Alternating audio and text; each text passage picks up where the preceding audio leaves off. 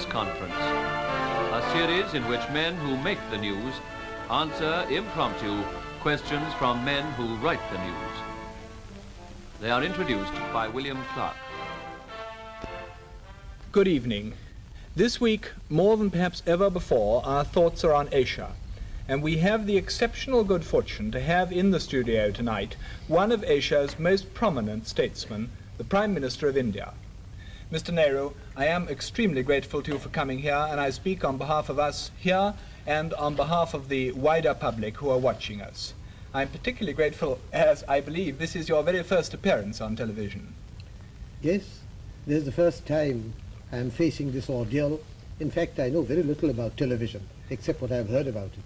Well, I would like to introduce to you, if I may, the people who are, I hope, going to make this not such a bad ordeal after all.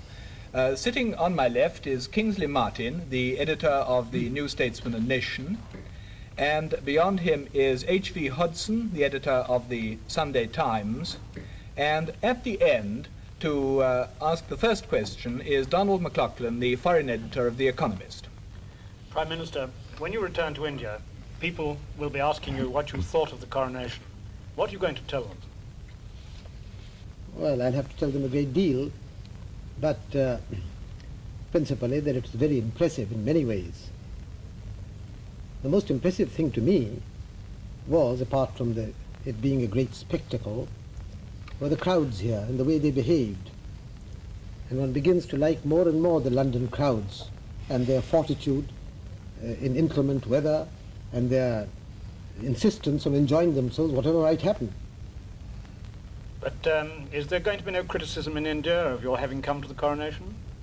There was when I came, and there will be no doubt when I go back. But I don't think it will amount to much. Mr. Nehru, we all understand very well indeed why India decided to be a republic within the Commonwealth. What I think is a remarkable thing is why there is so little resentment in India towards the British in view of our past history.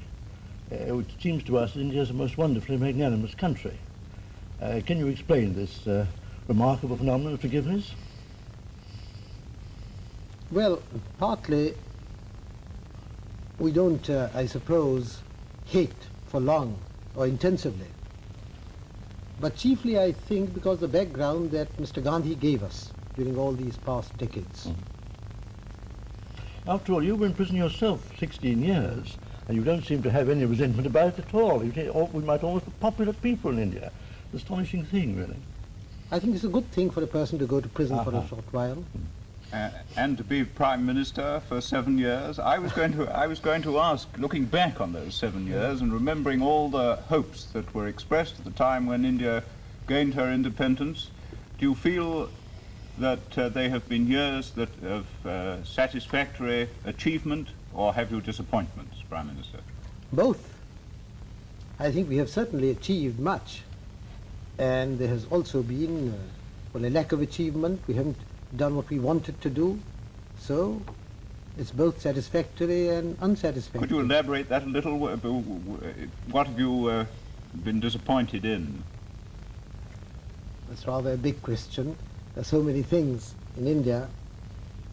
Can I give you a lead about democracy and the progress of political democracy in India? Well, generally speaking, I would say that politically we had advanced.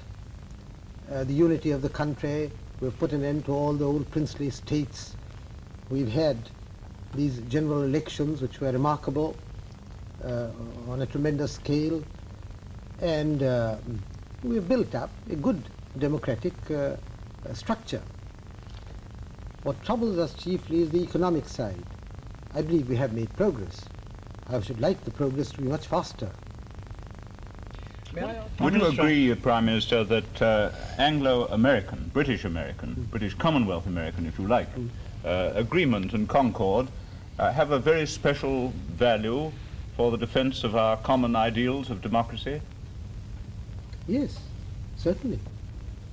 And that to aim for that has a value of its own, and that it may require sometimes some compromises from our side with policies that we don't see 100% eye to eye with on the other side of the Atlantic. But Mr. Hodgson, politicians are always compromising. They have to. But there is a tendency, if I may say so, for leading statesmen in Europe and America to look at the world from Europe and America. Well, if we look at the same world with the same principles from, let us say, Delhi or some place or Karachi, well, the world looks slightly different. Geography counts. Take the question of China. China is a distant country to most people in Europe and America. China is a country having a 2,000-mile frontier with India. Well, it's a different picture to us immediately. Well, I certainly agree that your contribution from Asia is an invaluable one. I just wanted to suggest that is what I say. That is the value, one of the significant features of the Commonwealth conferences, that these different viewpoints come up, maybe if you like slightly clash, but in a friendly way I mean, and lead to a better understanding. That, I'm afraid, is all that we have time for now tonight, Mr. Nehru. I would like to thank you on behalf of ourselves and of the public, both for the questions you've answered as Prime Minister and also a few asides from Mr. Pandit Nehru. And I would like to thank you very much indeed and to welcome you to England at any time you come and any time you wish to address us again on television. Thank you. Thank you. I haven't found this last half hour quite so bad as I expected it to be. In fact, it has passed rather rapidly. I was surprised that it was over. Perhaps because your questions were interesting and I got involved in them. Anyhow, it has been a pleasant time and I thank you for it. And I wish those who may listen to this later on good night.